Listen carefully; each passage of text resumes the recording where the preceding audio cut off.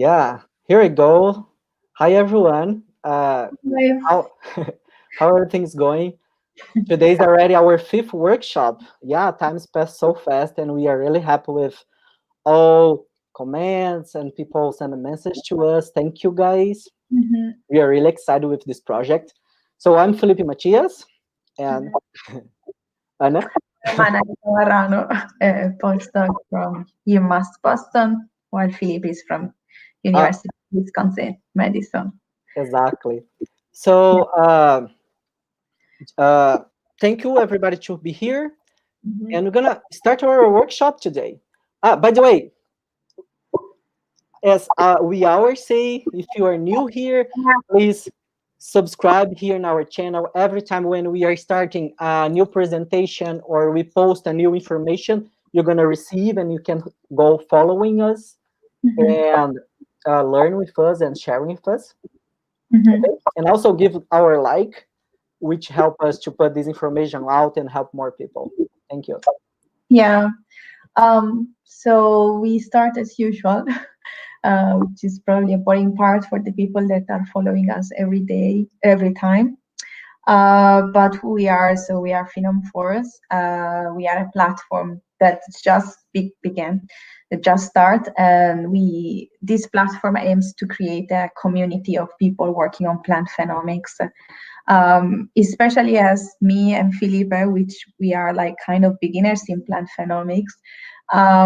We felt the necessity of like creating a place where people can communicate and contact also like experts, and so we want to create like to make plant phenomics easy for everybody.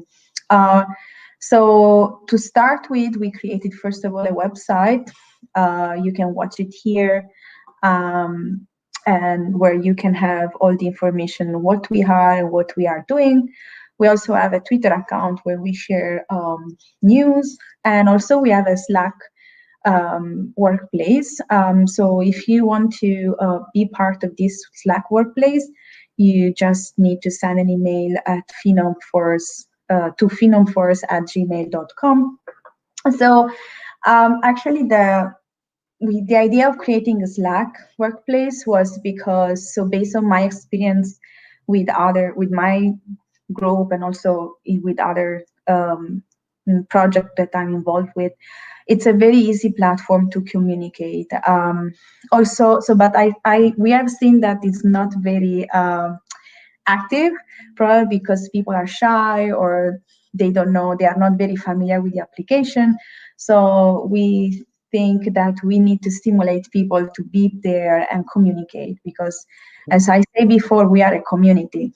So it's not just me and Felipe, we are part of this community, and we want you guys to communicate to each other, start networking, and also like if you have any problem, you don't know how to do an analysis, you can just type there, say, oh look, I don't know how, which kind of software do you guys use for drone images or anything. So to stimulate people to be part of this community, first of all, you can send feedbacks about this workshop series and how it goes, which topic you preferred more compared to others. So there is like this part up. So in the bottom part here, it's not shown. There are like the people that are part of the Slack channel, but here there are the channels that you can join and where you can write. So the first one is Fridays On, which is as a channel where you can send comments or everything that you think about this workshop series. These feedback are important for us because we are going to organize more events in the future. So we want to hear from you. Then you see the second, there is a channel called Introduction. So we strongly recommend people that are part of this Slack channel or the new one that are going to join to introduce themselves, say what they are working on. Like, okay, for example, I'm plant breeder working on potatoes and I use drone images and things like that. And then there is also one channel that we create, which is called Suggestion. So we are already thinking what to do for the next after this workshop series end. And so we want to hear from you what you would like to do more, to learn more. Do you want more tutorials? Do you want more? Do you want seminars? We are thinking about many ideas, but we want to hear from you. And also, like, you can see that there are other channels. They have specific topic based on the different application of plant phenomics.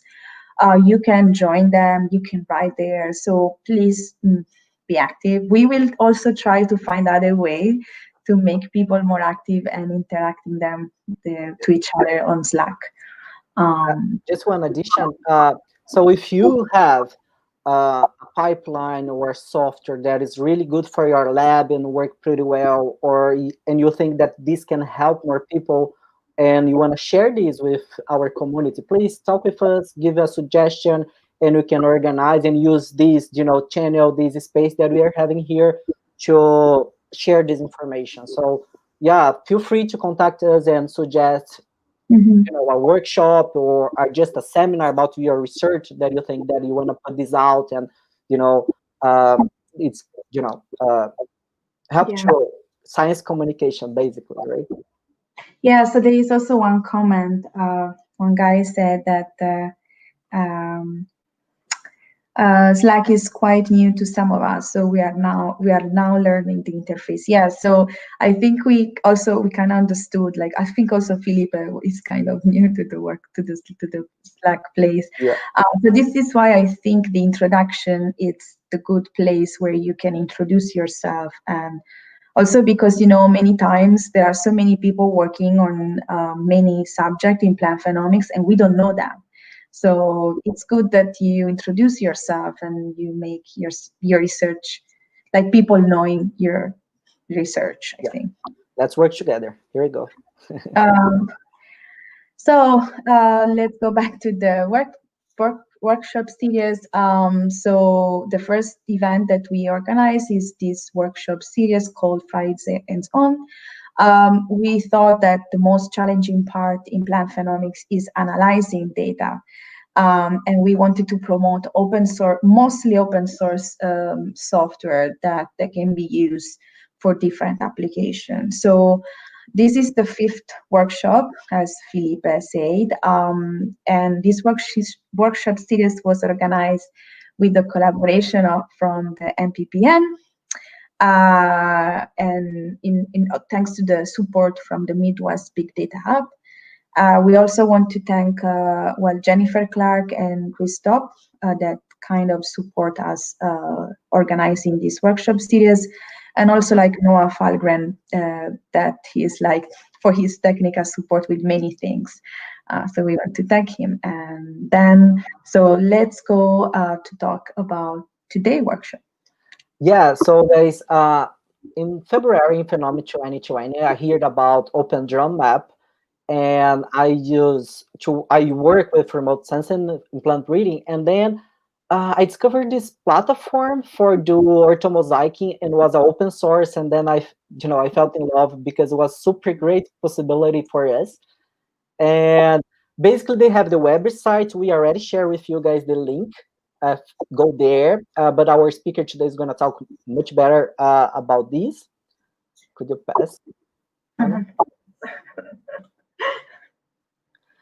There are many ways to install, but we really recommend follow this documentation. It's pretty straightforward. I follow and I install in 2 different machines, Windows and Mac, and work pretty well. Just following the documentation. Sometimes there is some part with this coding, but it's super simple. Just copy and paste. Okay. So this is the link we already sent in for people that was register for the workshop series, but we also can put here in the in the description of this video for you follow afterwards. Okay.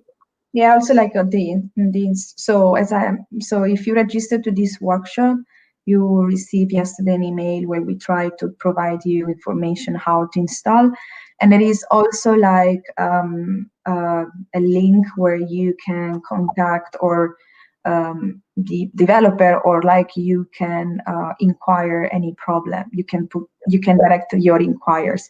I'm gonna copy that again in the comments during the workshop. So if you guys have any problem with installation, you can write there, and I think the developer will be very happy to help you.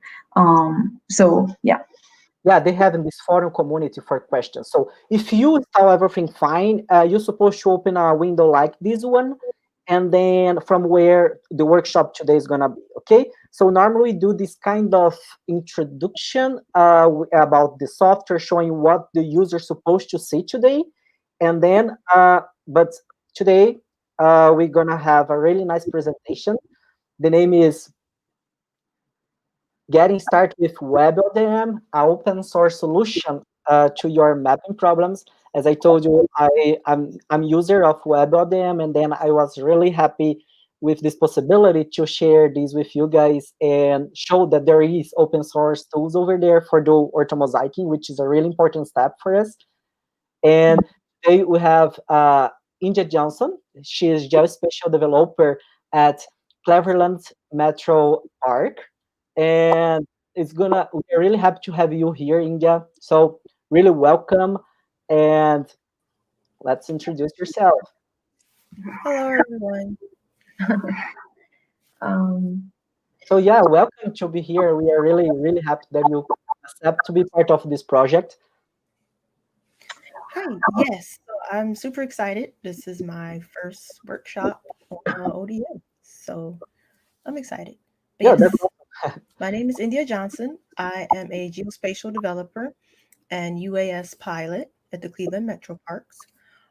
In my role, I take on a variety of development and technology and flight projects. This includes server maintenance, web app development, infrastructure development. I do marketing flights, mapping flights, and then I process the imagery that we collect from those flights. So this workshop is going to cover using WebODM, which is the web version of OpenDroneMap. It's an open source software program that we actually use for processing our aerial imagery and generating digital outputs that include orthomosaics, digital elevation models, and point clouds. And so I have a whole bunch of slides, and this presentation has actually been adapted from a presentation given by Corey Snipes for Drone Camp. Yeah, so if you want to start sharing your screen, so we can put you on. Also, like I want to say that so India prefer to have questions at the end of the presentation or the workshop. So there will be like a Q&A section at the end, but during the workshop you are free to post any question in the live, as you have done in the previous workshop, and then we will ask India to answer them at the end of in the last 30 minutes of the workshop. And just another extra information, as we always say, we are using online platforms, we are using internet, and sometimes one of us can lose the connection.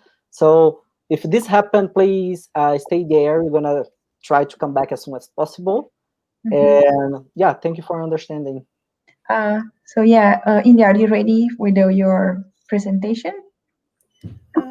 Yes.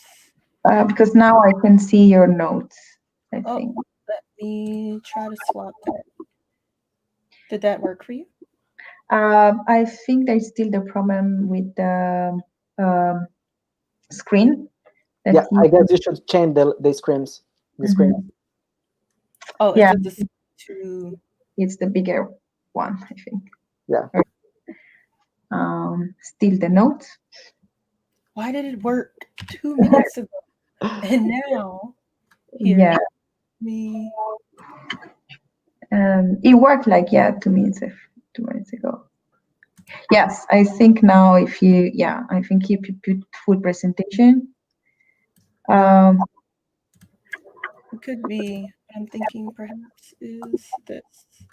I'll open it on this screen. Yes, yeah, you should change the computer. Exactly. That's perfect. Yeah. So okay. Good luck and see you later. Yeah. Let me know if you need anything. Okay. Okay. Okay, so give you a little bit of background about myself. Um, so to give you a quick run through, an overview of what we're going to cover, I'm going to give a little bit of background on me and OpenDroneMap. Going to talk about how OpenDroneMap works, use cases, actually using WebODM. We're going to do some hands-on processing, look at the potential outputs that you can get, and then look at some potential pitfalls, some future directions, and resources. So a little bit about me first. So as I said before, I'm a geospatial developer and a drone pilot. I've been doing that for over 2 years. I've been with the Cleveland Metro Parks for a little over 2 years now. I'm a Part 107 certified drone pilot, which means I could work in the commercial space. My background is in biology and ecological research, and then also computer science and development. And I'm also a contributor to the OpenDroneMap ecosystem whenever I'm able to do that. So OpenDroneMap is an open source software. And so you might ask, okay, well, why use open source? So one of the reasons that people use open source software or OpenDroneMap specifically is limited funding. So these types of processing softwares can be quite expensive, and OpenDroneMap is free. So when you look at, you could pay $5,000, especially me as an individual, don't really have $5,000 to just, spend. And I definitely don't have $350 a month. When I have the option to use something that works just as well for no cost. But also important is the control that you have over your tool chain. So OpenDroneMap is flexible. So you can generate orthomosaics, DMs, you can process multispectral imagery, and it's installable in multiple different ways and is really flexible for whatever your use cases may be. So OpenDroneMap has many contributors, and when people want to see something or have a feature, they can either add it themselves or request that it be added, and then it can actually become a part of the software. And then it's also transparent. So that helps lead to better quality and security of the software itself. So this is just some cost comparisons between WebODM and then a few of its competitors. And it depends. It depends entirely on how many computers you have or users you have or how many images you're processing. This particular graph shows 50,000 processed images a month in 2,500 image batches. So as you can see, it can get pretty expensive. With ODM, for the most part, unless you're paying for installers or for cloud services, you're only going to spend the money that you need to for your own setup. So mostly RAM and GPU, maybe a better CPU. And then whatever you can run on your setup is free after you pay the initial costs. But there are also cloud options, so you don't have to run it on your own computer. So a little bit of history, OpenDroneMap. It began as a concept or joke actually in 2013, but it grew relatively quickly with a dedicated community of backers and developers. And then it kind of exploded between the years of 2015 and 2018, and then was more widely adopted in 2018 until now, with many contributors being added every day. So the primary goal of this project was to be used for the public good without creating monetary barriers to entry, which is what we often see, particularly in certain countries that have pressing need for this type of software, but not a lot of money. And we also want to provide a software that grows and evolves with user needs and input. So quickly, I'm going to talk about the process of how OpenDroneMap works. So it's a photogrammetric process that takes in images. And the first step is using structure from motion, which is a photogrammetric technique used to estimate three-dimensional structures from two-dimensional images. And for those who don't know, photogrammetry is the science of gathering information from photographic imagery. So moral structure from motion. So essentially, structure from motion matches features in multiple images. So it'll pick an image or pick a feature in an image, and then another one, and another one, and another one. And it'll match those same features in other images. And this is why having images with overlap is so important, because it helps structure from motion actually match features, find features, and put them together later. So here, you can see a sparse point cloud. So this, give me 1 second, is a set of features with the cameras at the top, that you see those little triangles with their angles. And so this is sort of the minimum of the features that have been matched. So this is the initial point cloud. This is another example of a sparse point cloud with the cameras and their angles. So it's similar to the previous image.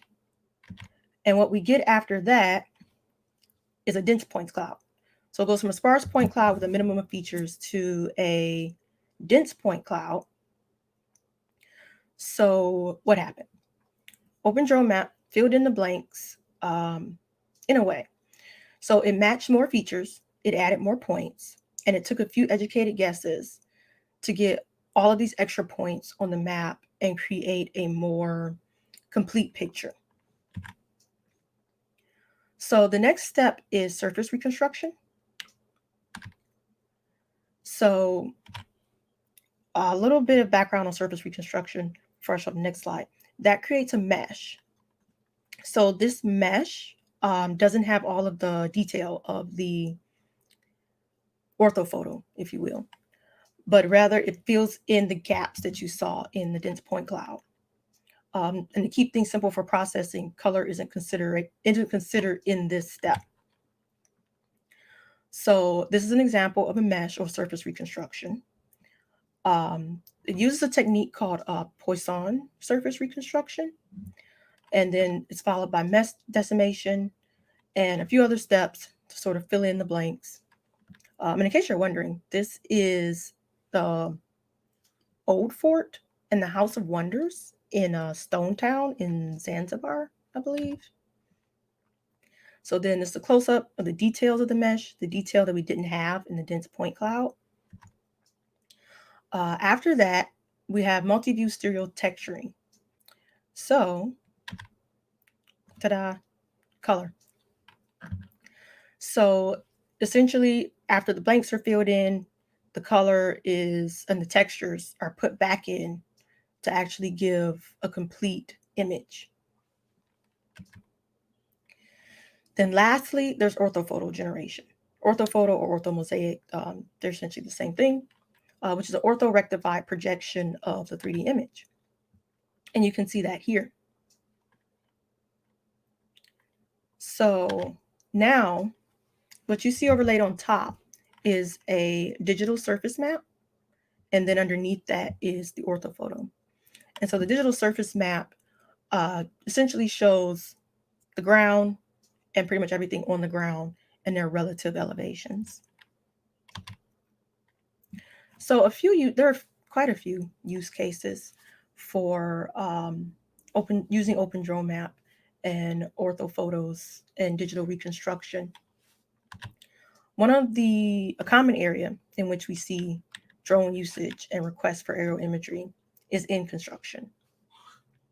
So in this particular instance, imagery was collected at regular intervals to monitor the progress of a construction site, and was also used to provide data for measurements. As you can see, this was flown with an RGB camera, so standard camera, and essentially was just used to assess the site, the construction site, on a regular basis. and to update the owners and the stakeholders about progress.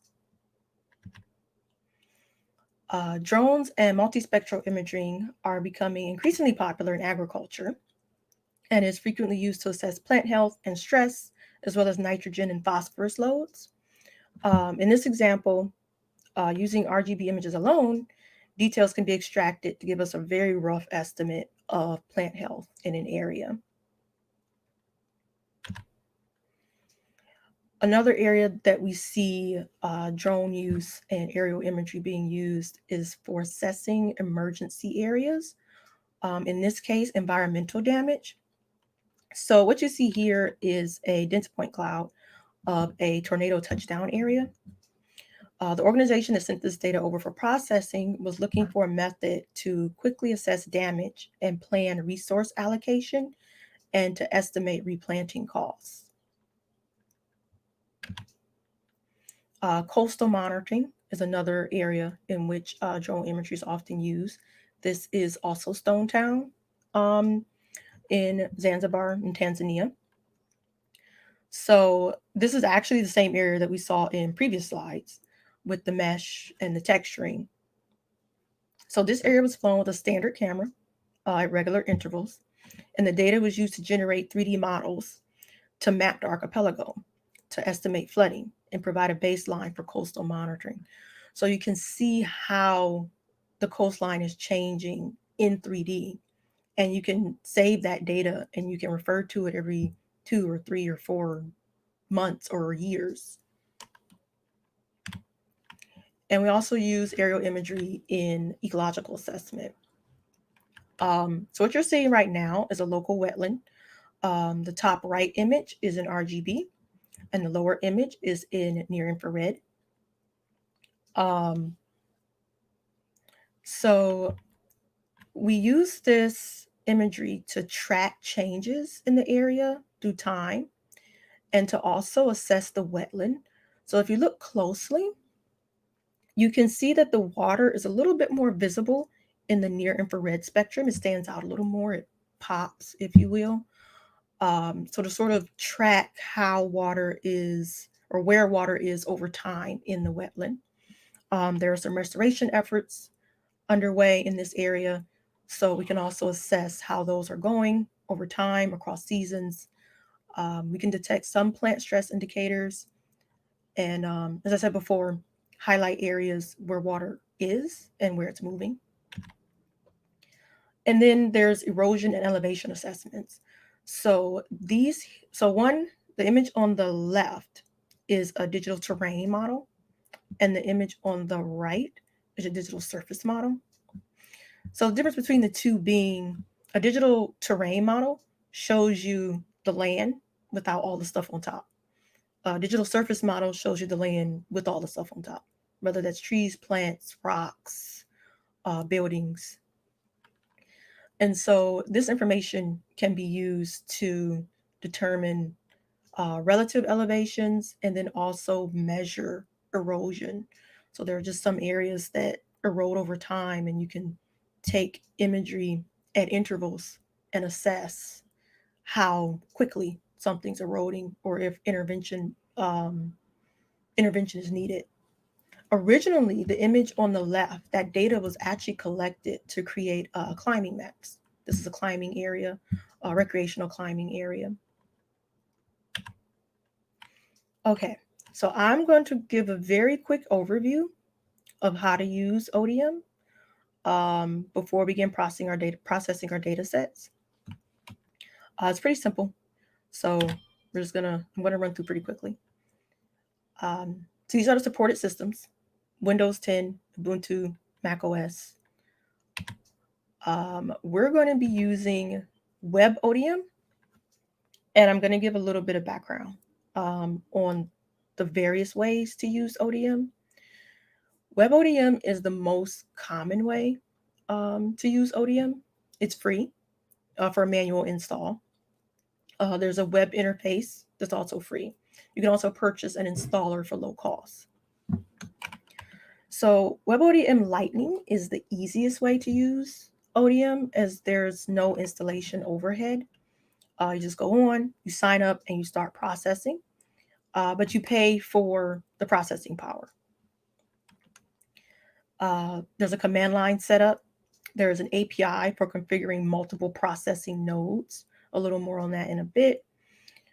There's live ODM, which contains ODM, Node ODM, Cloud ODM, and WebODM software into either a DVD or USB that you just plug into your computer. There's no installation required, and it's ideal for offline use. And there's also Portable OpenStreetMap, or POSSUM, and that's used for field mapping.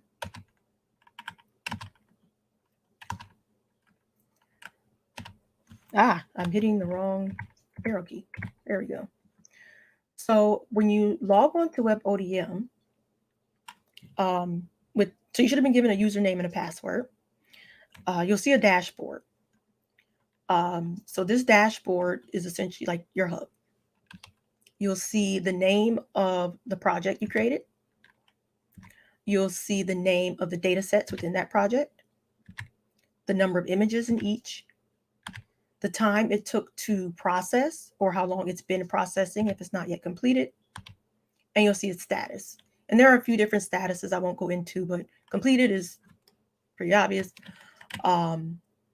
In process, and then if it errors out, sometimes you'll get a message about why it errored out. These here contains your assets. So once processing is completed, whatever assets were generated can be found here and downloaded in a few different formats. So when we process the data set, the first thing you do is select the images in GCPs if you have them. Select all of them. I don't think WebODM takes folders, and it doesn't take compressed files. So you're going to select all of the images inside that you want processed, name the data set, and we're going to use the default option, which is usually your best option for most cases. You can also click edit and change the parameters yourself if you know what you're doing, or refer to the docs, because there are a lot of parameters that can be toyed around with for different results. That's beyond the scope of this workshop, but feel free to ask questions you may have during the Q&A. We are going to be resizing the images. That should be the default setting. So yes, and we're going to resize to 2048 pixels.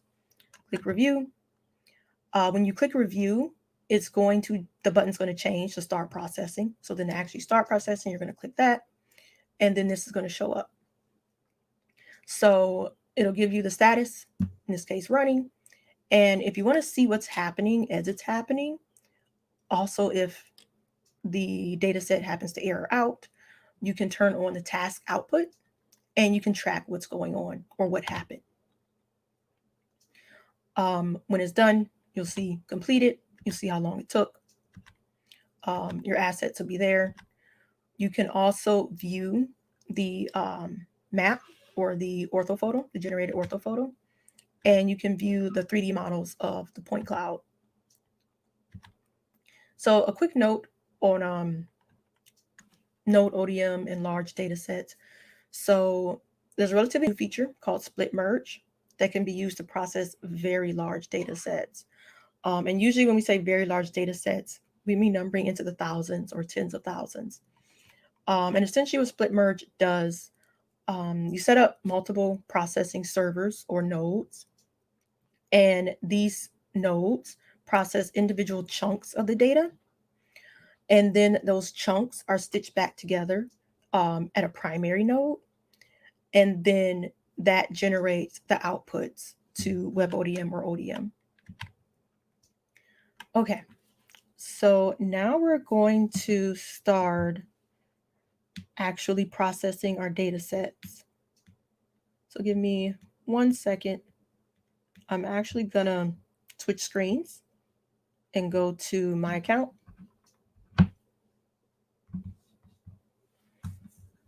And this is always where things get wonky. So I'm gonna stop sharing for a second. Yeah, thank you. That is great. And thank you. I just want everything to go smoothly when I start transitioning stuff. Yeah, it's fine. So let's see. Anna, Yes. did you hear about WebODM before? Open Drone Map? No, I heard about Open Draw Map before. Because actually me and my supervisor, we have a project on cranberries. And we are trying to use it for building the orthomosaic image. But so far we didn't have the chance to try it yet because we are busy with the seed size project. But yeah, so soon we will do. So I'm very interested about this web thing because I think I don't know if my supervisor should try to install web ODM or the Open Draw Map software. But if this is it's smoother, maybe we will try to use this one. Yeah, super cool. Mhm. Okay. Yeah. Did you use it, Felipe? Yes. Yeah, I use a lot actually. Mm-hmm. Here we go. Yeah, but I'm learning many new features that I normally not use. So it's super cool. Okay, let's continue. So once you get to your dashboard, you're going to unzip any files that you may have. And I'll actually go through before I show you this, just from beginning to end. So I've created a new project. You don't have to create a new project. There should be a project called PhenomeForce. So this is just for an example for later. And I'll let you know when we actually start doing, or should follow along, I guess. But if you were starting a new project, you add the project, name it. That's you can add a description. You're going to create that project. So now this project holds multiple data sets. So our setup is we have projects named by park. And then whenever we gather data from that park or do a flight in the park, we add that to that park's project set. So then I'm going to switch here. You're going to select the images that you want to use. And there are multiple ways to select all the images. I usually just use Control A.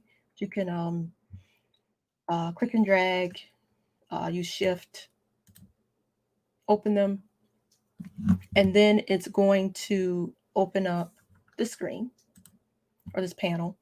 And you can actually name the task within the project.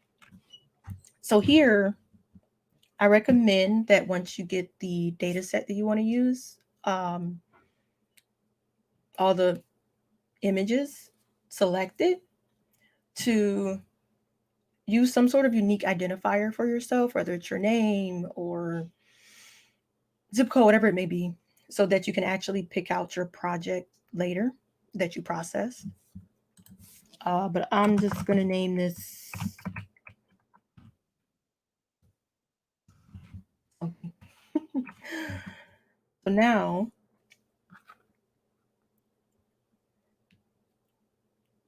once the images are added, we have a name. The processing node is usually chosen automatically. If you have multiple nodes set up, you can pick it, which one you want to use to process the particular data set. But for now, just using auto, we are going to use the default option. So there are multiple different options depending on what you want. So if your main focus is on elevation, you'll pick DSM plus DTM. There are certain parameter changes that are useful for, say, if you're processing a forest area or a building, or you're using this for volume analysis. Most of the time, default is going to give you the best result for the least amount of processing time, but it just depends on what your needs are. This should already be, resize images should already be clicked yes, and at 2048 pixels. If it's not, please click yes and put in 2048 pixels. And then we're just going to click review. So then it just gives you a chance to make sure everything is how you want it to be before you start processing. And then once you click start processing, it's going to upload the images. This process itself can take a little while depending, especially if you have thousands and thousands of images. So I'll wait for this to finish uploading before I move on.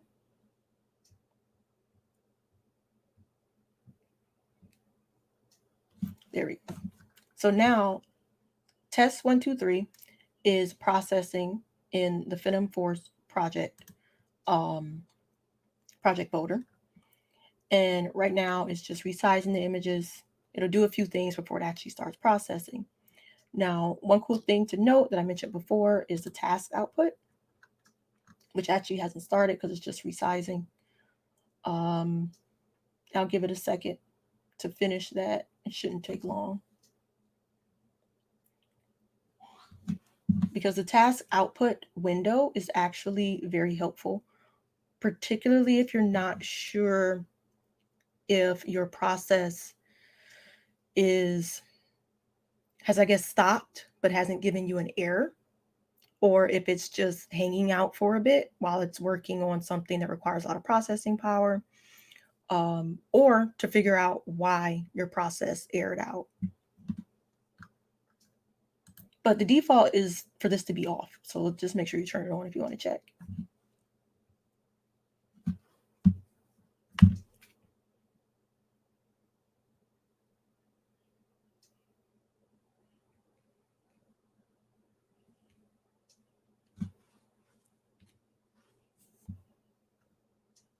Shouldn't be too long. If it's another step after this, I'll just come back to it. There we go.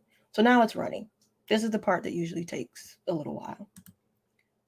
But the task output is also started. And so this is just telling you what's happening. It's putting in the parameters at this point. It's extracting the data from the images. And it's just very useful to know what's going on behind the scenes. So now, while that's processing, we're going to talk a little bit about outputs. So I'm going to go back to my slideshow.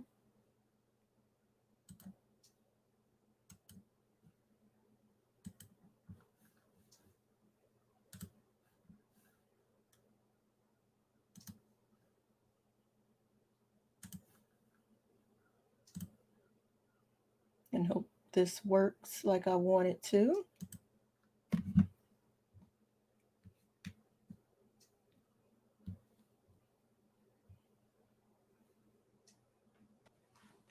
Yeah, we can see your presentation. Mm-hmm. Okay, great. Thank you. So moving past processing to outputs. So there are a few potential outputs that you can get from your data set. The main one, or one that most people think of, is the 2D orthophoto. So there's a lot that you can do with the 2D orthophoto within WebODM. So this is what you see when you click map. And you can use Google Maps, OpenStreetMap as the general overlay. You can take measurements and add contour lines. So this is an example of taking a measurement and kind of getting a volume estimate, area estimate, contour lines, and you can specify the details there. There's also a plant health index tab. So you usually use this when you have multispectral imagery, but it also works with RBG to a certain extent. And you can adjust the wavelengths to help provide insights about plant health. There's the surface model. So as I said before, this shows the surface with the trees and structures also there.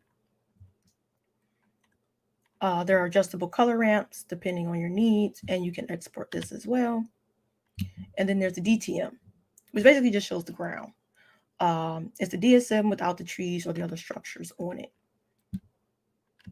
And this is a good comparison between the two. So essentially this DSM contains trees and whatnot and boulders and buildings. And then when you get to DTM, you can see all of that's gone. And there's just the land and what I presume to be a river or ravine. So then that brings us to the 3D model. You can view the point cloud and the textured model. And there are a lot of settings to play around with here. So here's an example of a point cloud that I generated of a wetland. And this is a dense point cloud because it's using quite a few points. And in the interface, you can actually change how many points you want to use. So it can be very sparsely populated, populated with a lot of points. It just sort of depends on what you want to see.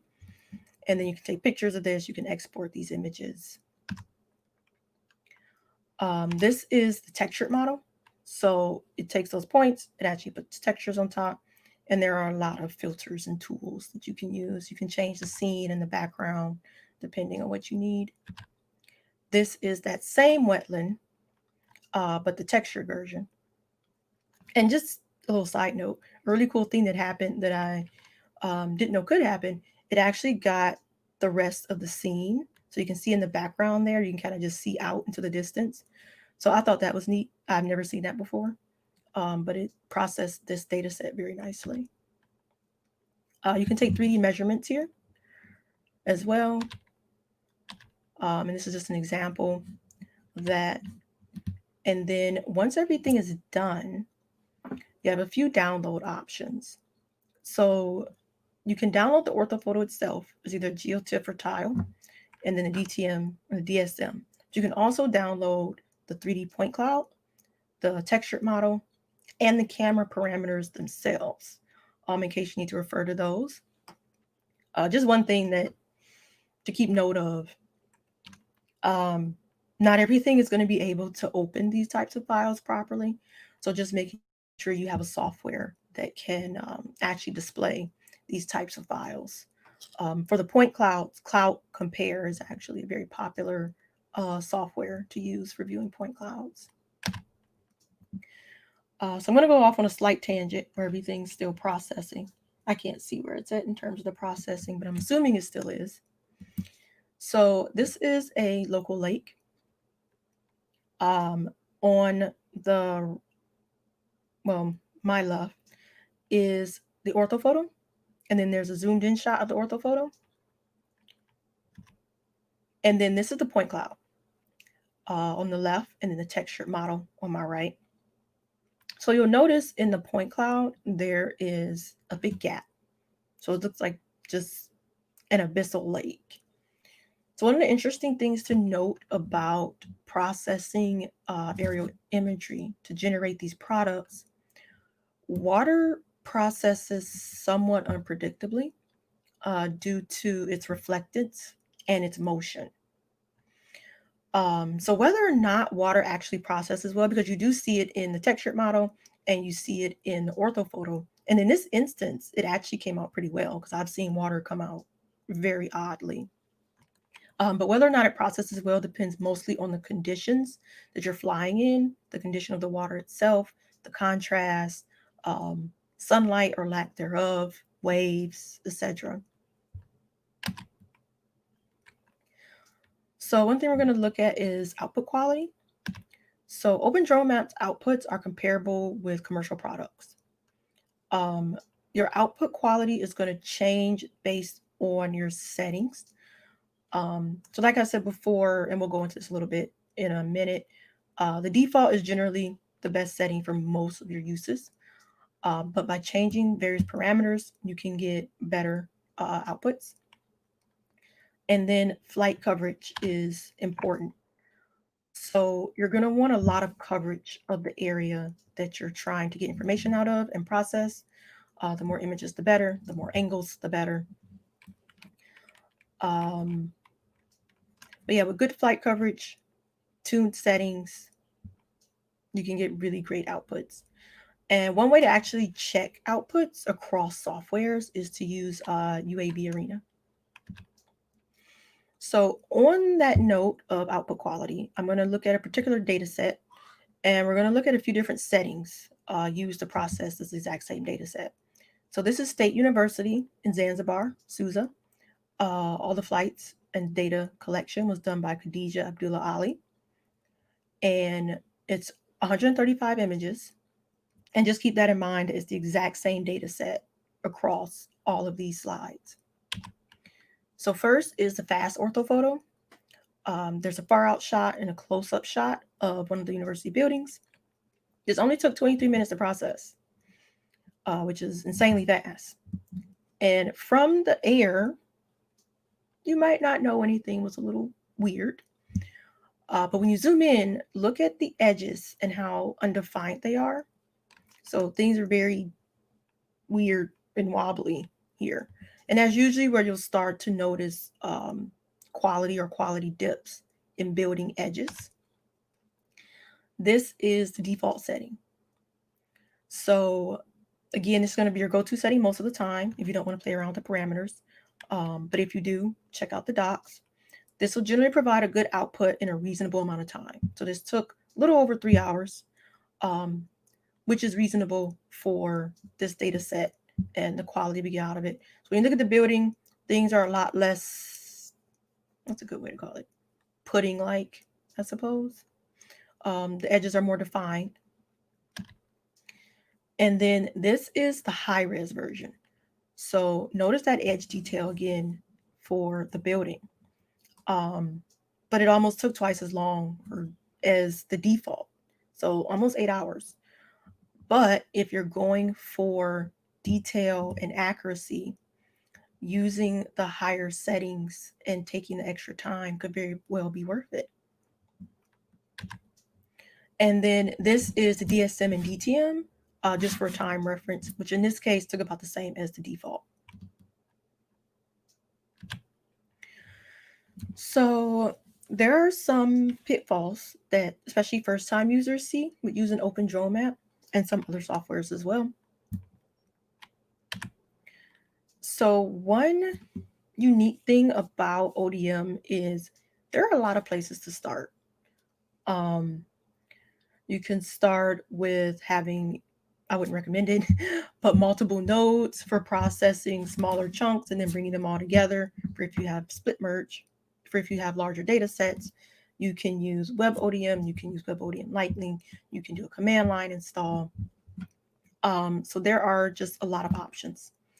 And all of those require a little bit of reading, a little bit of background, a visit to the docs maybe to sort of get started.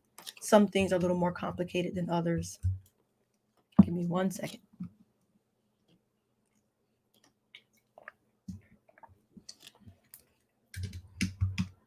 Sorry, I didn't realize. I know I should have realized I would have been talking a lot, but I didn't. I don't know.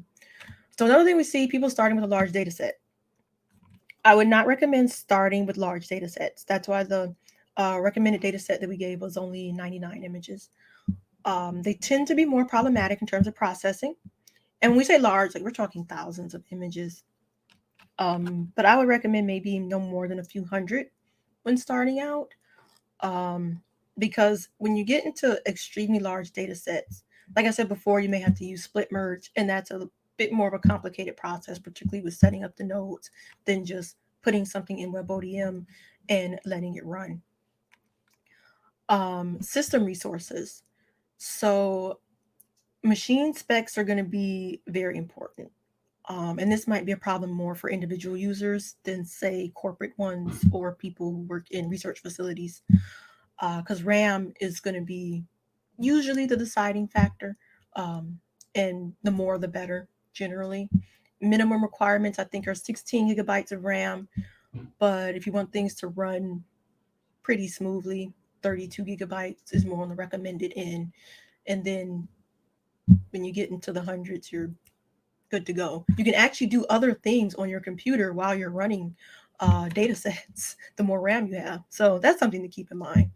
And then also you get some faster processing as well, because you won't get those bottlenecks. because you ran out of RAM or RAM is maxed out. Another thing to note, CPU is less of a determining factor in terms of the speed that processing takes.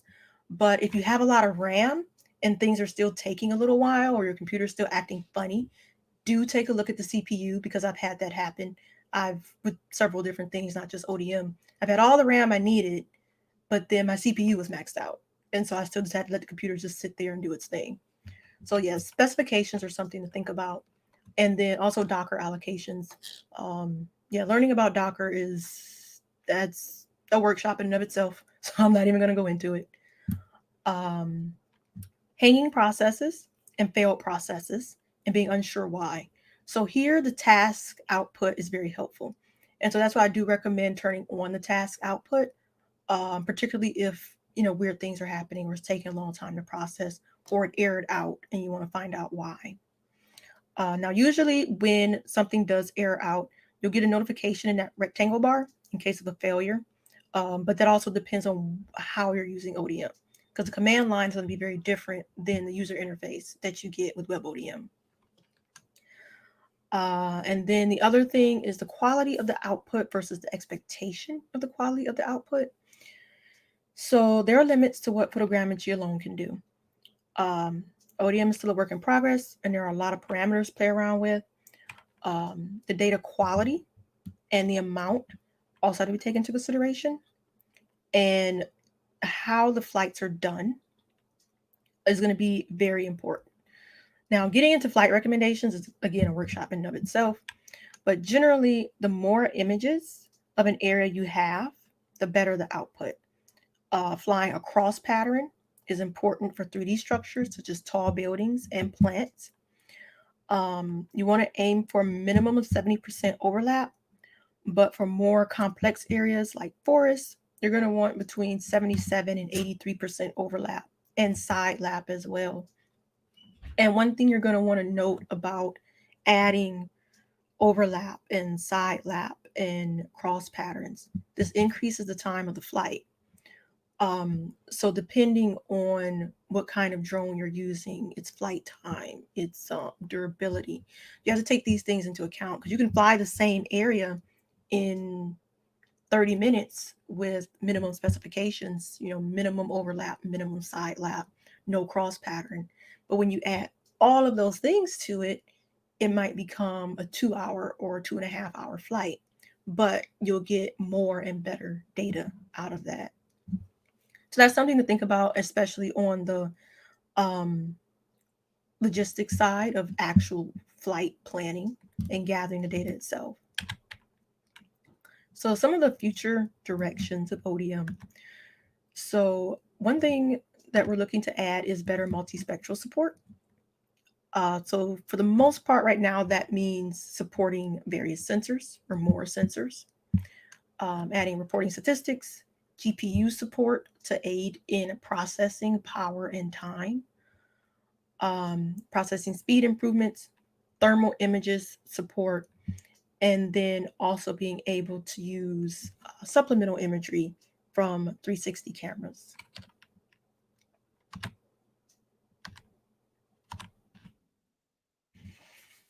So in summary, OpenDrone is a set of tools for 2D mapping and 3D modeling.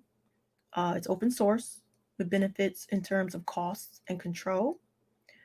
It's used for site assessment, site monitoring, disaster response, construction, agriculture, mapping, which mapping alone has so many uses across so many different industries. And then we're also seeing it being used increasingly in conservation and sustainability in those arenas. So the 2D outputs that you can get are orthophotos, terrain and surface models, as well as plant health assessments. The 3D outputs are point clouds and textured meshes. It can be a little complicated to start off, and then especially when you're getting into individual parameters, a little bit specific, but the docs are very helpful with that, and I'll get to that in the next slide. But overall, the output quality is comparable to commercial software for a lot less. and it has a very strong supportive community, which I'll also get to in the next slide. So, learning more. So I mentioned the ODM docs a few times. They're at docs.opendromemap.org.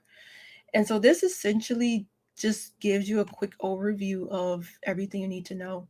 How to install, potential hiccups you may come across, the multiple ways of installing. There are tutorials. There is a list and explanation of the various parameters that you can toy around with. Information about the outputs, how to use ground control points, which I didn't cover, how to use split merge, additional resources for using OpenDroneMap, flying tips as well to get the good data. So essentially, good data in, good data out, or if you're a data scientist, garbage in, garbage out. So that is something to keep in mind, the quality of the data. And then some updates on multispectral support as well. You can always request features and then contribute yourself as well. More on that in a little bit. Piero Tofanin, a contributor to OpenDroneMap, a large contributor to OpenDroneMap, has written a book about it. So if you want to know more about the inner workings of ODM and how to use it and some of the details of gathering data and using OpenDroneMap and hints and tricks and tips and just about everything else, I do recommend you check out his book. I've used it myself, so I'm not just saying that. Again, you can use UAV Arena to compare outputs across different softwares. There is a community forum, which I highly recommend joining if you plan on using ODM in any capacity, in any way, at community.opendromemap.org. So here, there's an active community of people who are starting to use OpenDroneMap, have been using OpenDroneMap, contributes to the code, hobbyists, and just sign up, make an account, and there are multiple different areas in the community forum. But if you ever have a problem or a question or want a feature, I recommend seeing if someone's already posted about it or answered that question or posted yourself if they haven't. And the community is very friendly and very supportive. And wrong arrow. And this is an example of someone who wanted details about GCPs. And yeah, again, people are very friendly and very helpful. They want to help, want to answer your questions. Yeah.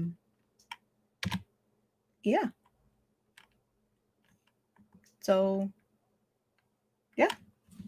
Are there any questions? Yeah, India. So first of all, thank you. Really nice presentation. It was great. Thank you. I'm going to stop sharing. Yeah. I think I will write in the chat if the people have questions, because yeah. Are you gonna show later the output from the data that you are running right now? Yes, and I'm gonna check on that right now. And it has completed. No. So now I will share this screen. Give me 1 second, and we can actually review that. Yeah, that's great. So guys, if you're watching there, please go send your questions, and then we're going to start our QA section as soon as she finished this part. I do have some questions though. Okay, do you wanna talk about the? Oh, okay, you're organizing this screen. Okay. Can you see this? Yes, we can see. So I don't know if for other people who are running this, if it's still running or not. I've seen a amount of RAM on my computer, so that might have contributed to why it ran so quickly. But when it's done, you'll get a completed status, and you'll get to see everything that happened while it was running. If there was any weirdness, or if you just want to know what the process is. So once a data set is completed, I usually go and look at the products before downloading them, just because it's easier to view it in WebODM than to download it and remember to open the right software so you can actually see a point cloud, because most things cannot generate point clouds from the files. So this here is the 2D map, or the orthophoto. And so you can kind of zoom in and get more detail of the area. This is one of our local parks. Very nice. And then this is the plant health feature. And now this wasn't flown with a multispectral camera, so this is all just from RGB. And then the surface model. And so from here, you can see all of those things. Now, there are also a few other features. So there's layers. This, I guess, is more important when you're looking at plant health. You can pick your algorithm, the filters for that, the color spectrum that you want to use, and then sort of change the color ramp a bit. It is possible to save this output there, like the NDVI output? Yes, I think so. I think you would export it as a GeoTIFF. Okay, great. Yeah, here we go. Yes. Nice. And then it'll just save as a TIFF file. And then you can also share it. You can create links to it.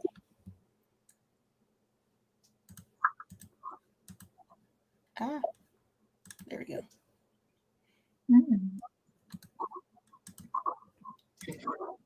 And then you can change the underlying map.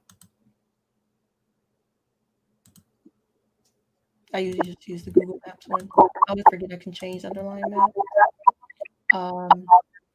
Add images, do contour lines, and you can get a preview and just sort of play around with contours. I've never actually used contour lines for anything. So imagine they're important in sort of elevation assessment and measurements. But I've never actually been asked to do anything with contour lines. But those can also be exported. And then those have multiple ways to be exported, either GeoPackage or .json file. And then this is the measurements feature, which I've also never had to use.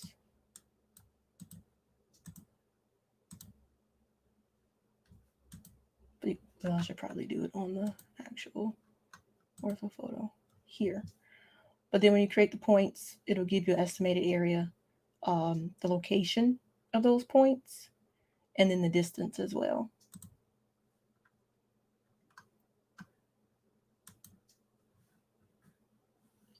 For example, if I have an image and then I have my ground control points there, I can collect information from the first picture that I have from the same, the same place, and then use this information that I collect as a ground control point for the others.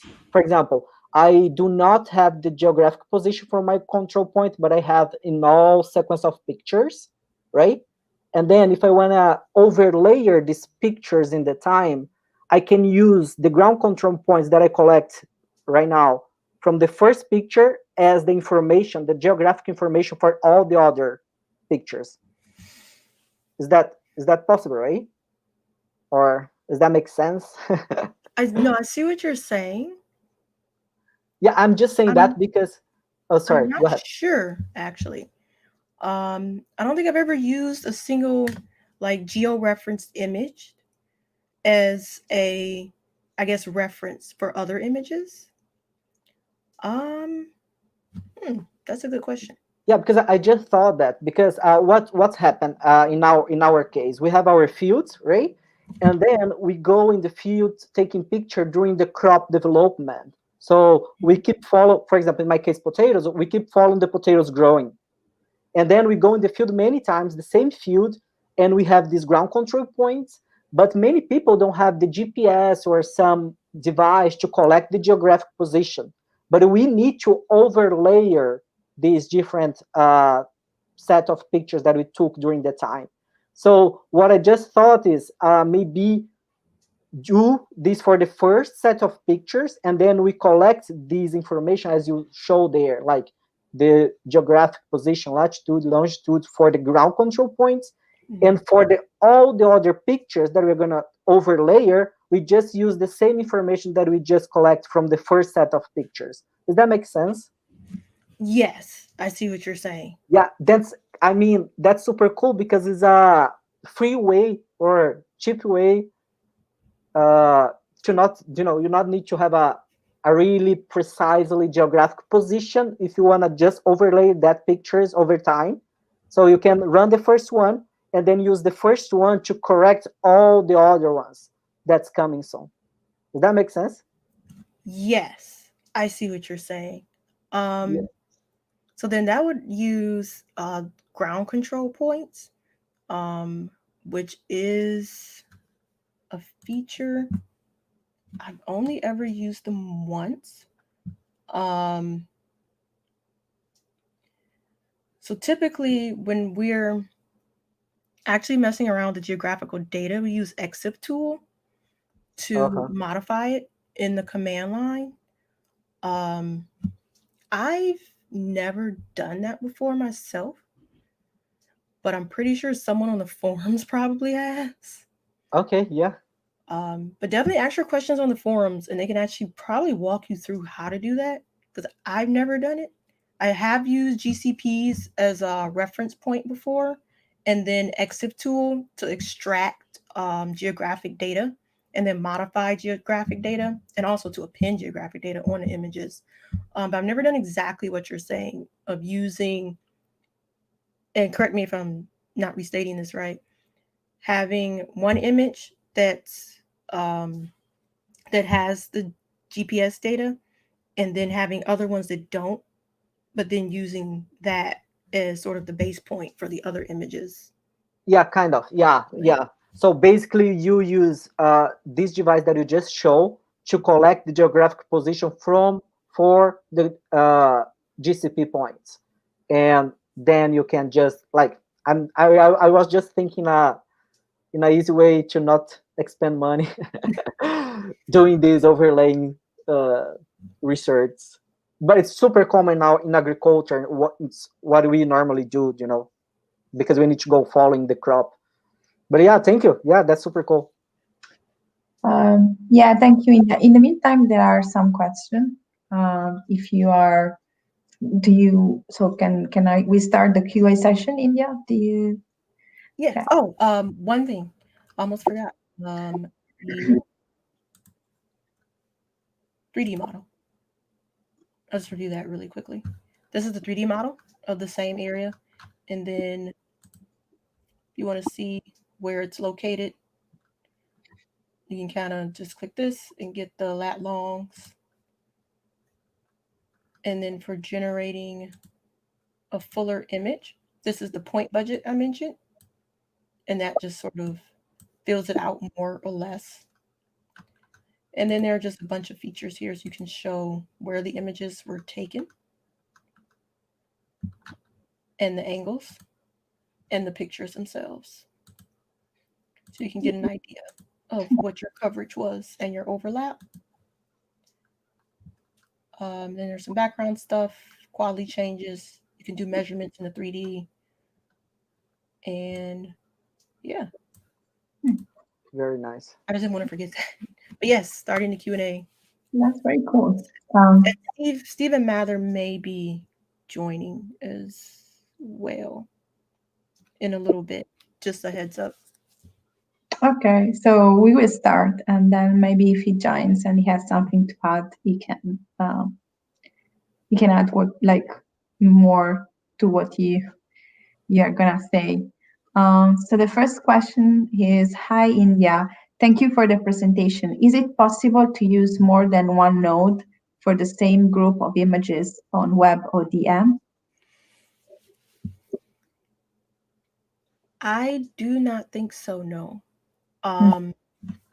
So for when you use WebODM, Let's see.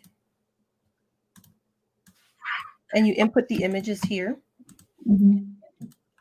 You can pretty much pick one node, unless you set it up such that, so it's possible to set up a node or the node that you're going to use to split the images up once it gets the data.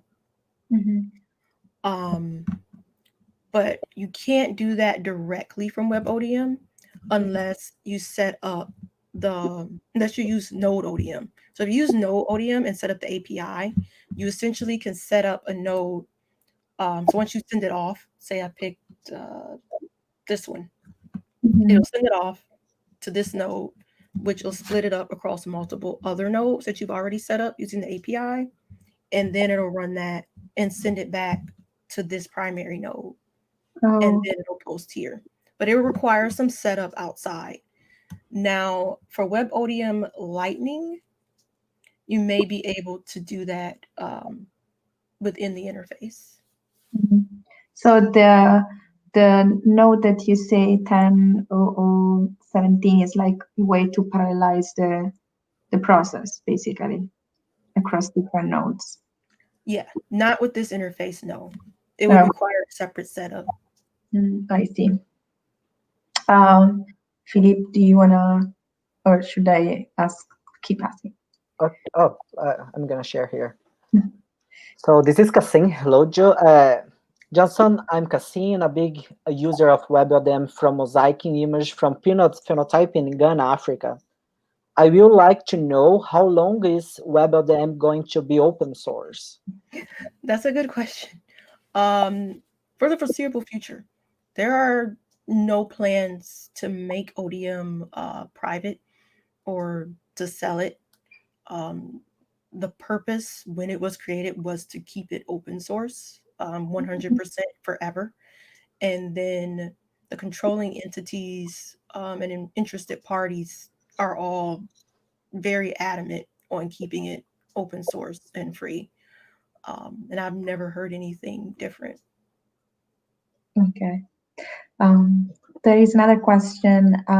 So great. How well is the current version of DEM map of a homogeneous farmland? That I'm not sure. I've never flown homogeneous farmland. But it would depend on the flight itself. So that's when you get into the flight planning and the number of images and the angles. My recommendation would be that if it is very homogeneous over a large area, to get as many angles as possible, particularly like side angles, diagonal angles, to add that to the image queue so that there's more reference points. Because yes, things being different or differentiation is going to be very important when you're processing. But I also feel like for the DEM, that's going to be a little less important too, because there'll be elevation differences at the edges. So I would say it would be pretty accurate, but that's entirely dependent on the flight specs and then also the parameters. And I'll recommend the community forums for details about specific specifications and the parameters and flight specs on how to fly that and get the best product. Okay, yeah, great.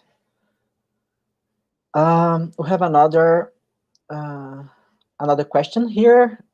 First, he said thank you, and then he asked, could you please talk a little bit about drone configuration? I guess this he means, it's one of my questions too. It's coverage, picture, you know, what the coverage among pictures that you normally use for drones, or any configuration before taking pictures.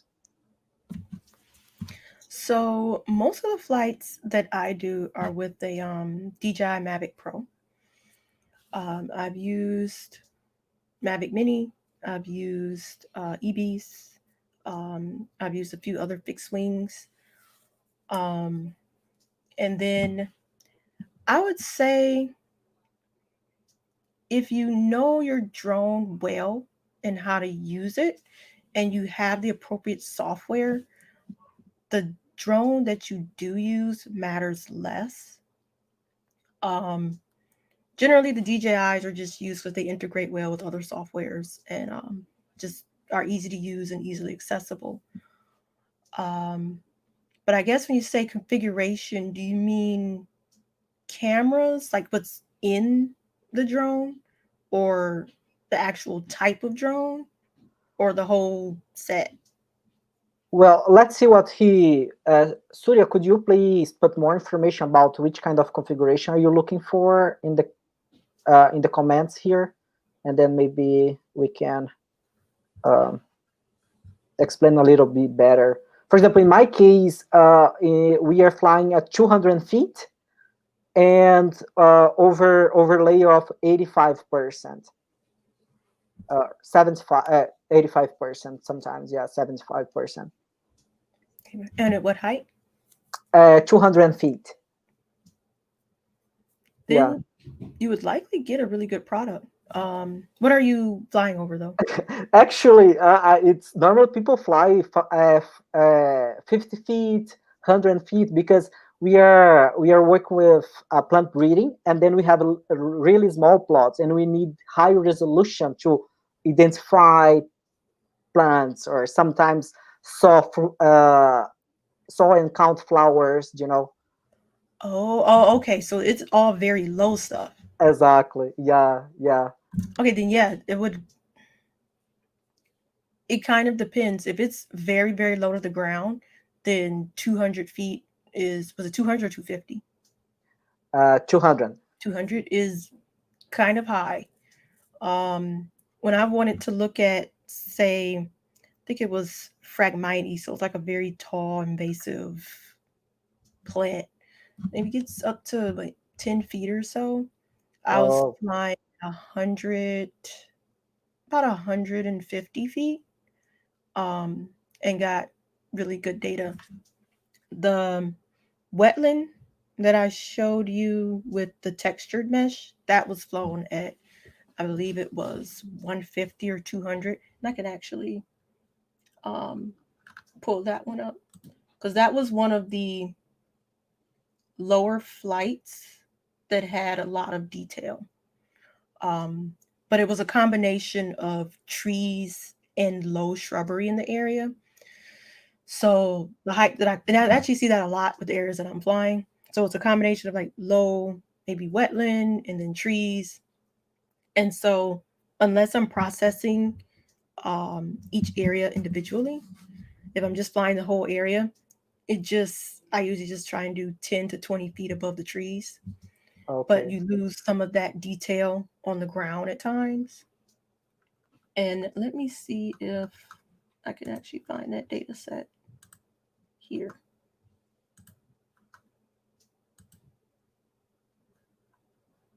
So that's this one. This one was flown at, I believe, 200 feet, which was it was actually maybe 30 feet or so higher than the tallest tree. But then everything else apart from the trees was very, very low to the ground. But you can still make out patches of stuff, even if not in detail. But this one was probably one of the more detailed flights that I did at a relatively low elevation. Yeah. And this was with the Mavic Pro, with a standard camera. Cool. Did you go ahead, Anna? Did you use a multispectral or hyperspectral camera to do orthomosaics before using OpenDroneMap? No. So we have not used multispectral cameras in flight yet. So we actually haven't attached them to any of the drones. So since the DJIs typically have their own set cameras, we have fixed wing and fixed wing drones and vertical takeoff VTOLs that we can attach multispectral cameras to. And we actually have the multispectral cameras, and then the pandemic happened. And it was the experimental side of that kind of got pushed down the line a bit. But we actually have not gone in the air and gotten aerial multispectral imagery recently. Now, I do know there are a few projects we've done in the past. I don't know if they're up here. This was before my time with the Cleveland Metro Parks. Stephen Mather did these flights, but I don't know if they're up here. But if you go on the forums community, there are people there who've flown with multispectral cameras and produced ortho mosaics. And they might be able to provide a little bit more information. Yeah, I don't think our multispectral sets are here, because this would have been 2016, I believe. And I had started in 2018. Okay. But the forum will definitely have more information. And I think the docs may. Yeah. I think Steve just joined, so maybe we can add him to the pool. Hi, Steve. Hello. Hello. Hi. Sorry for the delay. I was to the doctor's office, so I couldn't get here any sooner. Yeah, we are in the middle of the QA session, so Perfect. I think you've done a great job. But if you, yeah, so you guys were talking about Felipe? Yeah, I don't know, India, do you wanna ask Stefan to complement any answer that you had? Yes, so your question about the GCPs and overlaying that, and then also about previous multispectral flights as well. Okay. Yeah, actually, the first question was more than one possible idea to use. For example, because in plant breeding, we normally fly many times during the crop season because we need to keep following the plants growing, right? And then we evaluate these plants. We extract this information and then evaluate these plants. So we need to overlayer different orthomosaics. And then what I was thinking was, because we have, let's suppose, 10 pictures from the same site, and was to use the first layer, the first picture, the first orthomosaic as a base or geographic correct the other ones to keep the perfect overlaying. So India show one tool in the WebODM where you can click and see the latitude, longitude, and altitude from that specific point. So what I thought was, imagine if I don't have GPS and I can't collect my GPS ground controls actually. And then I use that tool for the first picture to collect that information from my ground controls. And then for the next set of pictures that I'm gonna run, for example, the orthomosaic again, I upload or I bring the information from these ground control points from my previous picture. Does that make sense? Yeah, that makes perfect sense as a workflow. There might be, and I haven't gotten too deep into the multispectral side of the house yet, but there may be ways to use some of the correlations in there. And now that I say that, actually, given the changes in the plants and change in lighting, probably your approach is the better one. So yeah, if you need relative geolocation, using GCPs is absolutely a way to go.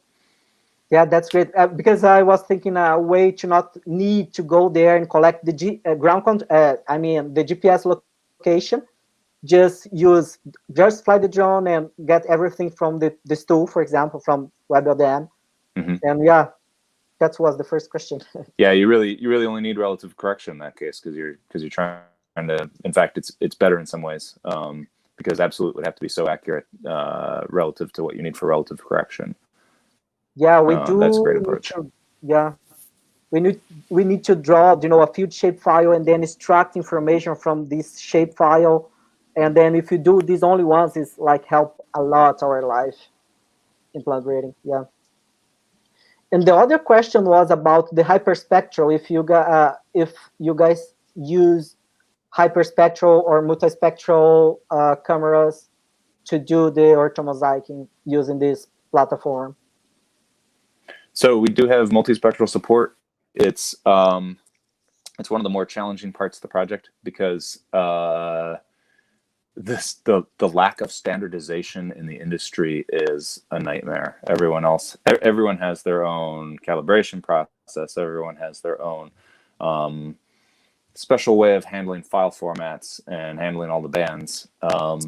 So it's definitely a challenge, but we do support it. I think we've supported it since 2019. I think we started it last year, and gradually we've just been adding more formats as available. I think it's one of the areas which could use some resources, whether time, as far as folks saying this is the sensor I have and I want to get this into the system, or financial support. But time's probably the more important thing right now, because everybody's working full tilt on the development side. So we could definitely use more hands. Yeah, great, thank you. Yeah, so there are there is one other question, which I think it's more technical. So she's like, can you open the KMZ files and open them later? I don't think we have support for KMZ in WebODM directly. A lot of the focus for WebODM is making OpenDroneMap easy to use, and then we tend to expect that people are going to use QGIS or some other desktop or cloud-based product to continue to do analyses and overlays, etc. But if there's a good general use case, I think there's value to. We've got some capacity to add to the browser. I think we've got some extensions that allow you to overlay things.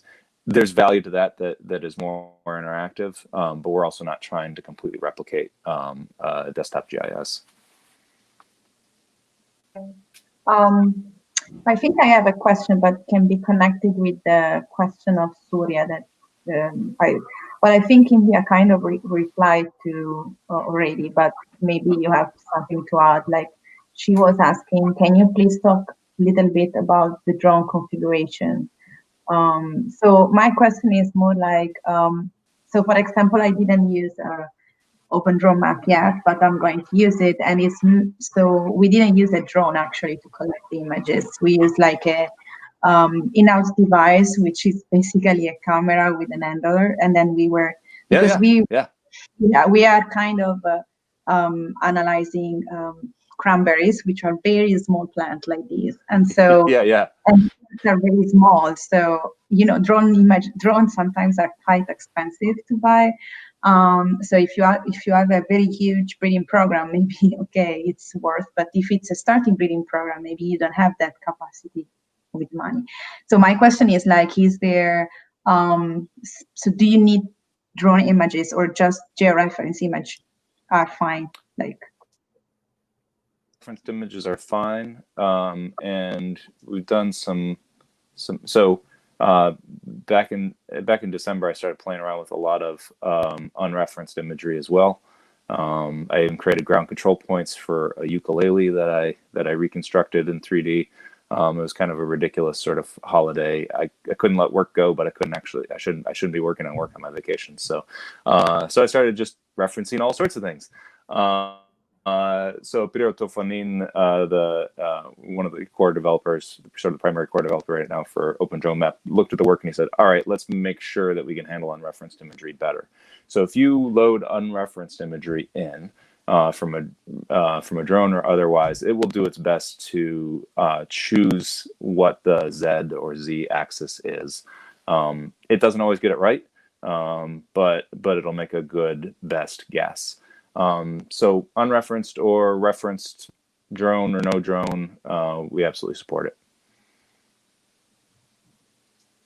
That's good to know because for me it's like I don't have drone images, so it's gonna be a challenge. Yeah. Yeah. So I think for now we are done, because the other question is more a suggestion for me and Felipe.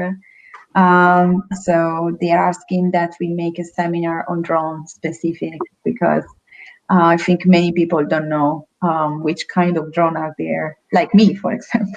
I think it would be nice to invite someone that can give an overview of the drone that you can use in plant breeding. Real quick, there was a question about using nodes in WebODM interface, and It I was the know first question. Steve has done that. Is that you use multiple nodes? Oh, So if you could comment a bit on that too. more than one node for the same group of images? Yes, that's a great question. So if I understand the question, what you want to do is you've got a large data set and you want to split it out across a set of processing nodes. And if that's the case, the way to do that is normally you have WebODM as your basic interface. You've got the node, and the node does the processing. It's a relatively simple, self-contained thing. And maybe that node is someone else's server, or maybe it's something that doesn't sit on your laptop, but sits somewhere in a space someplace else. But what you can also do is use it used to be called Node ODM proxy, but there's a separate. I only have two hands. This is hard. So you got WebODM. You can have a proxy in between that acts as a distributor node, and then you can have multiple nodes behind that. So that's called cluster ODM. It's actually, the directions are relatively simple. They're on the GitHub repo. So github.com, open drone map, cluster ODM. And essentially that cluster can either be an auto-scaling cluster, so it can call on resources on cloud instances, or you can connect nodes into it. So if you have multiple machines that are smaller than what you need for processing those images, and then when you call it, you would call it and say how many images you want to be in each portion of the submodels. So say you've discovered that you can process up to 400 images on your nodes. Then you would set your split to maybe 300 or 250, something slightly smaller. And then it'll create a bunch of submodels, little groups, that it'll then process on each of those nodes in parallel, and then bring them back, and then it'll stitch them all together. And this makes a big difference either if your hardware is small or your project is huge. So we've done this on data sets in the past of up to 30,000 images. And we actually just completed the first round of a project processing 91,000 images this way, breaking it into 5,000 image batches and chunking through, and it's really fantastic. There are some. It's not as simple as just processing something in WebODM, because you've got a lot more administration, a lot more things to troubleshoot, and if something goes wrong, it takes a little bit more effort because there's a lot more points of failure when you're doing that much work. But it absolutely works and works pretty seamlessly. Yeah, great. We have another question actually. So I actually, guys, I posted the link to Cluster ODM in the comments. So if you guys want to. Awesome, thank you. Yeah. So there is another question. Any way to adjust SIFT parameters for a very homogeneous farmland image processing, as it usually has problems? Yeah, good question. I don't know. Yeah, SIFT parameters, I think we don't expose them in WebODM itself. One thing that you can try is you can try different feature extraction techniques. So there's SIFT. There's, I don't even know how to say it, HAHOG. I just say HAHOG, but I don't know if I'm sounding like an idiot.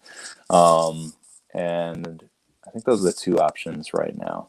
I think we default to SIFT since the patent expired. But if you're asking that question, you may feel comfortable in changing some parameters on the back end in OpenSFM, which is the underlying structure for motion library. And I'm guessing that's basically a static file. So we can follow up. I can do a little bit of digging, find out what that process looks like and how it can be done. But there's probably a way to do it. Yeah, I think so I guess like if you guys have any other questions, you can write on the community tab. Yeah, so I guess like Stephen and Ilya will be happy to answer your question. So yeah, thank you guys for joining and showing us this code application. And yeah, it was very nice to know more about this software. I really appreciate the invite. Thank you. Yeah, Me too. and It was great also, meeting you both. yeah, And guys, thank you. thank you. Thank you for the amazing work that you guys doing. I know that you are helping many people, and we are really happy to have this opportunity to help you guys put this out there. In general, this community is really relate with plant phenotyping, but I know you guys are really known in the construction part and other environmental research. And hopefully people in agriculture start using more this platform. I guess it's amazing. So I don't know, have this space now for you guys talk about some project that is coming. We have some time. So feel free to use this time for talk with our community too. Mm-hmm. So one of the interesting things we've been looking at is using multispectral cameras and multispectral imagery to identify invasive plants. And so that was one of the things that we were starting to work on a little bit before the pandemic, and then everything kind of got like that. So, and then with the seasons changing, the timing is a little weird to kind of get it back on track. So we're hoping sometime in the spring, when things start growing again, we'll be able to get out there and actually kind of get more details about how to use or which multispectral cameras to use at what wavelengths to identify which plants and potentially invasive animals, beetles and other things, and just sort of get an idea of what can and can't be done in that space. Yeah, to that end, I think India talked a little bit about integration of 360 cameras. So one of the things that I expect will come out of the ODM 360 project will be it's an opportunity for additional sensor projects. So right now, if you want to deploy a multispectral sensor on a drone, it's quite an expensive operation. But the components that actually go into producing that, $6,000, $14,000 device, whatever that price range is, are actually not great sensors to begin with. They're relatively inexpensive. The components are relatively, broadly speaking, across the industry, they're commodity pieces that have been cobbled together. And there's some calibration. There's some clever stuff that folks are doing as far as providing additional services within that package. But with the process of putting together our own 360 camera, which includes multiple individual cameras, we're working through the problems of synchronizing those sensors. And as we sort of check the box as far as getting that 360 camera ready, that then gives us the opportunity to create an array of cameras that are really good at capturing three-dimensional structure, or an array of cameras that have different bandpass filters that capture different spectra that tell us things about plant stress or other characteristics of what's happening in the growing environment. So watch this space. I think there's going to be some fun stuff. And I should say, but my background many years ago, back in 2004, was actually to attempt to use multispectral sensors to look at carbon sequestration processes in forested landscapes. So I've been interested in this problem for a long time. It meshes well with our needs within the parks, and it's sort of coming to fruition in the project. So it will be good to have this community in particular sort of like helping drive some of those questions and help us understand what the needs are within this community, because I think there's a lot of overlap. Yeah, I think like this idea of the 360 camera is very cool. So actually, I work I work mostly with tree species, and I think like plant phenomics. Like so far, the high throughput phenotyping has been focused on like cereals or annual plants because they are easy to manage, and you Short just lifetimes, yeah. yeah, and I think like the tree they are there, and it's not that every year you can plant. You have to wait 10 years, and sometimes. So I think it will be really cool to have these things because it will allow also breeders working on trees to use high throughput phenotyping, and because working like also drone flying over I don't know tree orchard is I don't know if it's the same has with annual plant, like let's say potato or like rice or so I think it will be cool for this kind of application. Probably there are someone already doing, I don't know, but if I think if Open Roadmap can do also that, then it will be very cool. So I really support that. Awesome. Yeah, so there is another question about the 360 camera. 360 camera for GoPro. Yeah. Well, the animated GIF in India's presentation was actually from the GoPro 360 camera. It absolutely works. It has some. They've made some improvements in the last few months, which make a big difference. It's absolutely usable, and basically just change your camera lens type to spherical, and it will just work in OpenDroneMap. The biggest issue, there's a couple of issues with it. It's, if memory serves me, 14 or 16 megapixel for the entire sphere, so it's pretty low resolution, which provides some challenges with respect to matching. So in our quick sort of driveway tests, we found that it takes a lot of photos to do a successful 3D reconstruction with it. But it's also $500 and you just walk around more. So what we're working on with ODM 360, we'll probably hit, depending on what GPS you use with it, we'll probably hit about the $1,000 price point. It may be as low if you go with a cheap GPS chip, maybe $800. But it'll be closer to 75 megapixel. So there'll be a lot of detail in there that you can't get from any other sensor in its price class. I think an equivalent sensor might be, last I checked, probably in the $15,000 range. So if you're willing to do the DIY, grab a few Raspberry Pi cameras and throw it together, it's probably worth the labor. That's awesome. Yeah, super great. Thank you, guys. Yeah. Yeah, so I think we have like last 10 minutes. Maybe we can introduce the next workshop. So because we in general we have 2 hours workshop. So yeah. Yeah. So, again, thank you a lot for everything. India was awesome. Yeah. So guys, I want just to say that more information on OpenDroneMap, if you want to like find the links where to find OpenDroneMap, they're also on our website because Felipe updated our website, so you can also find them there. Yeah, this video is gonna be online in our YouTube channel, so people can come back many times, and also feel free to share with your community too. Mm-hmm. Yeah. So thanks, Steven and India. Okay. Thank you, guys. Thank you so Thank much.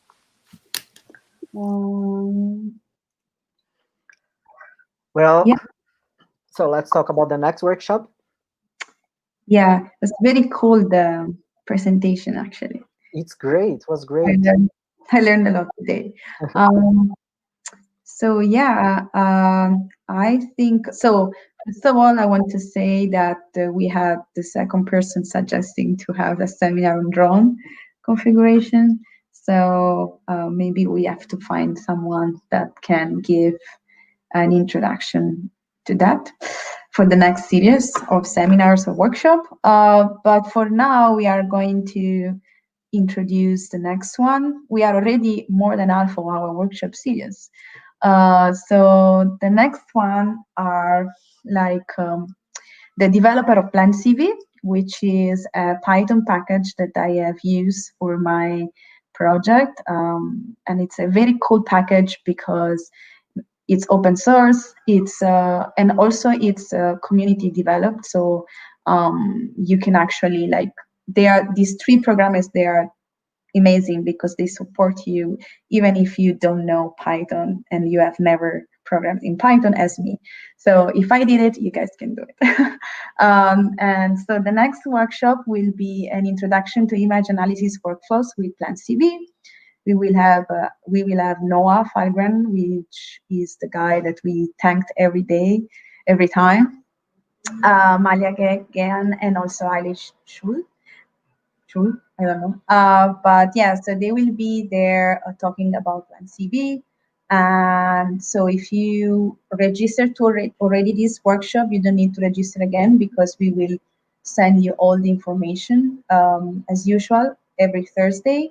Or otherwise, if you want to invite other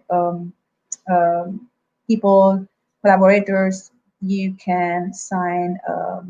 They can sign using the registration link. Also, during the workshop, we have seen that people have started to introduce themselves on the Slack channel, which is cool. And they have also started to communicate. We also created a new Slack channel, which is called Job Offers, because I think Plant PhenomeForce can be also a good platform for share information about jobs in phenomics, and there are already some sharing.